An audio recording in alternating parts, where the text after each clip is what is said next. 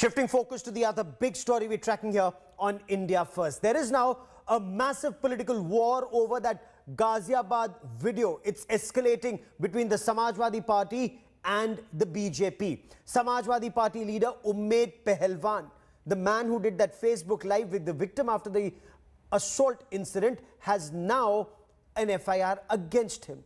He's absconding, according to the Uttar Pradesh police. A manhunt has been launched to nab him.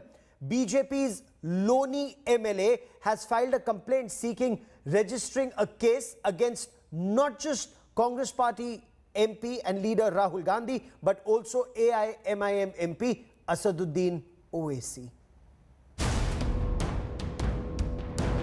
This video of an assault on an elderly man hasn't just exploded as a fake news investigation, but is reverberating across the political landscape of Uttar Pradesh, and it's escalating rapidly.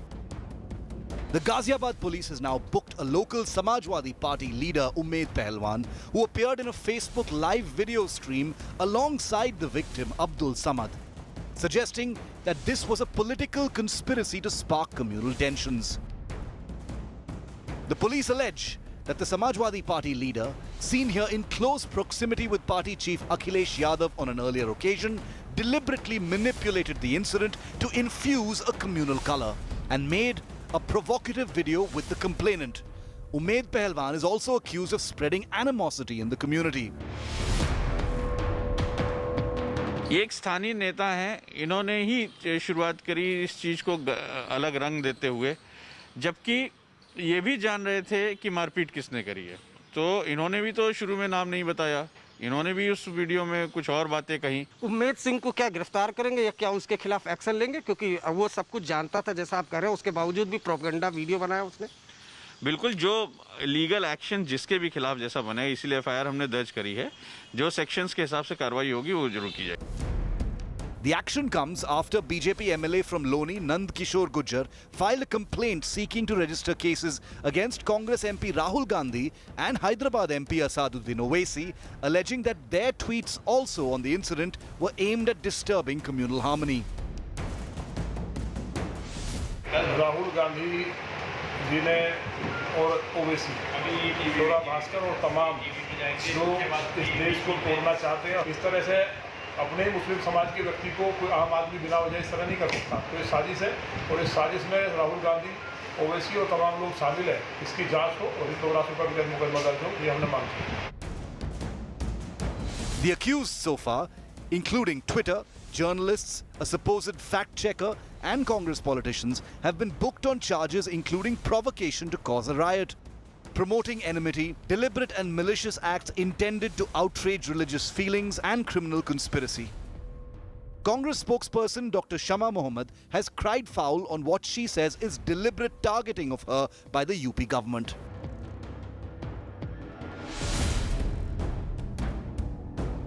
But with only a few months to go for UP's election season to begin proper, the controversy has become a fiery flashpoint, with the BJP government on the one side and the Samajwadi Party and Congress on the other. देखिए, लोनी प्रकरण में साफ तौर पे धार्मिक उन्माद कौन फैला रहा है, कौन सांप्रदायिक सौहार्द खराब करना चाहता है, ये साफ हो गया है उम्मेद पहलवान के उस फेसबुक लाइव से। साफ तौर पर समाजवादी पार्टी को या उनके मुखिया को सामने आकर अपना स्टैंड साफ करना चाहिए कि आखिर इस साजिश के पीछे कौन लोग हैं, और अगर समाजवादी पार्टी का ये नेता इसने फेसबुक लाइव किया था तो ये धार्मिक उन्माद फैलाने के पीछे क्या मकसद है? कहीं कोई दूसरा मुजफ्फरनगर कांड कराने की साजिश तो नहीं है? आपके जंगल राज के खिलाफ कोई बोले ना, कोई लिखे ना, कोई कहे ना। अगर कोई कहता तो आप एफआईआर की धमकी देते हैं, एफआईआर कराते हैं, तो आप कराइए एफआईआर। कितनी एफआईआर कराएंगे? देखिए, सांप्रदायिक खुद सरकार है। As the investigation continues into the allegedly manipulated video, is there a larger conspiracy afoot? And could this become a sustained issue in the run-up to UP's state of war? With Arvind Ojha and Ashutosh Mishra in Ghaziabad, Bureau Report, India Today.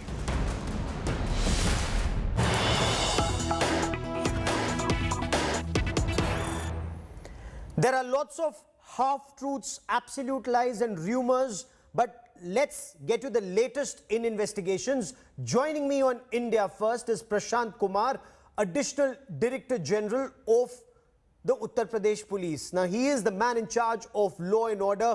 Prashant Kumar ji, आपका स्वागत है India first पर। जो victim है इस case में अब्दुल समद सैफी, उसका यह दावा है कि उसने एक और बयान दिया जिसमें उसने कहा कि जब उसकी पिटाई की गई तो उससे जबरदस्ती जय श्री राम भी बुलवाया गया, वंदे मातरम भी बुलवाया गया, और यह उसने अपनी शिकायत में पुलिस को बताया, लेकिन पुलिस ने इसे एफआईआर में दर्ज नहीं किया।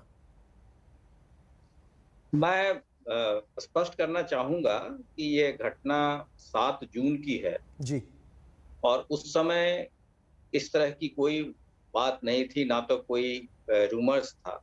उस समय उन्होंने जो भी चीजें लिख के दी और उस पर कार्रवाई की गई, और उस समय पुलिस की कार्रवाई से वो पूर्णतया संतुष्ट थे। इस तरह के भी बयान आए थे, और ये झगड़ा 2 व्यक्तियों के बीच में था, 2 पार्टीज के बीच में था। पार्टीज मीन्स ये 2 पक्षों के बीच में था जी। और उसमें जो अब्दुल समद है, ये तावीज बेचने का कार्य करते थे। इनको कुछ लोगों ने मारा पीटा, जिसमें मारने पीटने वाले में हिंदू मुसलमान दोनों लोग थे। उसमें कार्रवाई की गई, एफआईआर की गई, उसमें अभी तक 5 लोगों की गिरफ्तारी भी हो गई है, और कुछ दिनों के बाद से 13 या 14 तारीख से इसको एक नया रूप दिया जाने लगा जी। इसको कम्युनल एंगल से इनके साथ ये तमाम तरह की बातें की गई। पूरी बातों को गाजियाबाद के स्थानीय पुलिस ने अपने बयान जारी किए, ट्विटर पे बातें बताई, इसका कम्युनल एंगल से कुछ लेना देना नहीं है, लेकिन इसके बावजूद कुछ लोगों ने जानबूझ के इस तरह की चीजें की। कौन है ये ये जानते लोग हुए कि वो क्षेत्र जी, कौन है ये लोग जिन्होंने इसको एक हिंदू मुसलमान रूप और रंग देने का प्रयास किया, और उनके खिलाफ क्या कार्रवाई हो रही है अगर ये कानून का उल्लंघन है? जी, इसके उसी के तहत गाजियाबाद पुलिस ने एक अपराध पंजीकृत किया, जिसमें कुछ लोगों को नामजद भी किया है, कुछ संस्थाओं को भी नामजद किया है, कुछ कंपनियों को भी नामजद किया है, और उसमें हम लोग पूरी तरीके से ट्रांसपेरेंट तरीके से जो लीगल कार्रवाई है वो करेंगे, सबका पक्ष जानेंगे, क्योंकि आपको ये सभी को अवगत है कि वो क्षेत्र एक ऐसा क्षेत्र है जहां छोटी छोटी बातों पे भी बड़ी घटनाएं होती हैं। कुछ महीनों पहले ही वहां एक फुल फ्लेजेड दूसरे राज्य में कम्युनल डिस्टर्बेंस हुए थे, जिसमें काफी लोगों की जान गई थी जी। और वो क्षेत्र पिछले अगर हम यूपी का इतिहास देखें तो वहां भी घटनाएं हुई है। ये शासन और प्रशासन की हनक है या उसकी कार्रवाई है, उसकी प्रोएक्टिव पुलिसिंग है, जिसके कारण पिछले 4.5 वर्षों में कहीं भी कोई कम्युनल राइट्स नहीं हुए हैं। तो ये प्रयास है कि माहौल को खराब किया जाए और उसके बाद से वहां इस तरह की घटनाएं हों। बार बार समझाने के बावजूद भी इस तरह की चीजें की जा रही हैं। तो इस पर पुलिस क्या कार्रवाई कर रही है? क्योंकि मोहसिन रजा जो अल्पसंख्यक मामलों के मंत्री हैं उत्तर प्रदेश में, उनका यह दावा है कि संभवतः ये मुजफ्फरनगर 2.0 प्रकरण को अंजाम देने की साजिश थी। क्या इस बात में सच्चाई है? क्या तहकीकात में यह बात निकल कर आ रही है कि एक बड़ी ये षड्यंत्र था? जी, इस संबंध में पूरी विवेचना चल रही है। ये मुकदमा 14 और 15 की रात्रि में किया गया है। इसके सभी जो भी वीडियो हैं उनका फॉरेंसिक परीक्षण कराया जा रहा है। कम से कम मुकदमा लिखने और पूछताछ करने से और आपके माध्यम से, सभी चैनलों के माध्यम से ये बात आने के बाद से वहाँ काफी जो संवेदनशीलता है कम हुई है, लोगों को इसकी जानकारी हुई है। वरना ये बहुत वहाँ का छोटी सी भी घटना बड़ा रूप धारण ले सकती थी। और मैं ये बताना चाहूंगा कि ये कोई पहली वारदात ऐसी नहीं है। पिछले 1 वर्ष के अंदर ऐसे 1107 मामले हैं जो डिफरेंट समय में ऐसा प्रयास किया गया कि या तो भ्रामक सूचना फैलाएं या सांप्रदायिक सद्भाव बिगाड़ने का प्रयास करें। इन 1107 मामलों में से 366 मामले ऐसे थे जहां सांप्रदायिक सद्भाव बिगाड़ने की कोशिश की गई। लेकिन तो इसका सूत्रधार कौन है? इसका सूत्रधार कौन है? क्या ये कोई एक संगठन कर रहा है, कोई संस्था कर रही है, कोई दल कर रहा है? विभिन्न तरीके के लोग हैं। आज भी हमने यूपी पुलिस के हैंडल से एक हमने ट्वीट किया है जिसमें एक वीडियो दिखाया जा रहा है। एक पर्टिकुलर कम्युनिटी के लोगों को कोई धक्का दे रहा है और वो वीडियो जनसत्ता में अप्रैल 2017 में चलाया गया। जानबूझ के इन चीजों को चलाया जाता है ताकि लोग उद्वेलित हों और इस तरह से सोशल मीडिया ऑर्केस्ट्रेटेड कैंपेन करा के और डिस्टरबेंस किया जाए। तो पुलिस की जो प्रोएक्टिव कार्रवाई है उसके तहत ही ये चीजें हो रही हैं और इसमें जो लोग भी साजिश में शामिल हैं जी, इसकी पूर्ण विवेचना और निष्पक्ष विवेचना करके उनको हम लोग एक्सपोज करेंगे तथा ये भी उस समय फिर हम आपके प्रेस के सामने उनको पेश करेंगे और उनको कानून के हवाले करेंगे। क्योंकि आरोप ये भी लग रहा है कि जो एफआईआर भी दर्ज हुआ उसमें केवल मुसलमानों का नाम था और आरोप यह लग रहा है कि उत्तर प्रदेश पुलिस केवल मुसलमानों को टारगेट कर रही है। इस पर आप क्या उत्तर देंगे? जी नहीं, ऐसी ये गलत चीजें हैं। आप देखेंगे तो उसमें कुछ कंपनियों के भी नाम है, एक संस्था का भी नाम है और वो तो जो ट्वीट्स आए थे उसके बेसिस पे थे। अभी विवेचना जारी है। अभी किसी चीज को कंक्लूड कर देना चाहे मेरे लेवल पर हो चाहे किसी और के लेवल पर, ये सही नहीं है।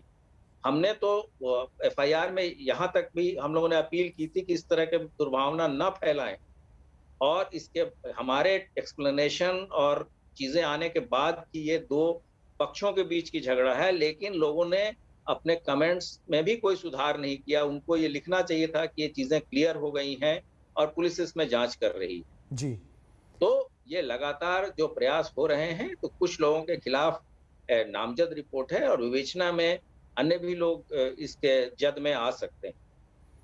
प्रशांत कुमार जी, आप इंडिया फर्स्ट में मेरे साथ जुड़े, बहुत बहुत धन्यवाद।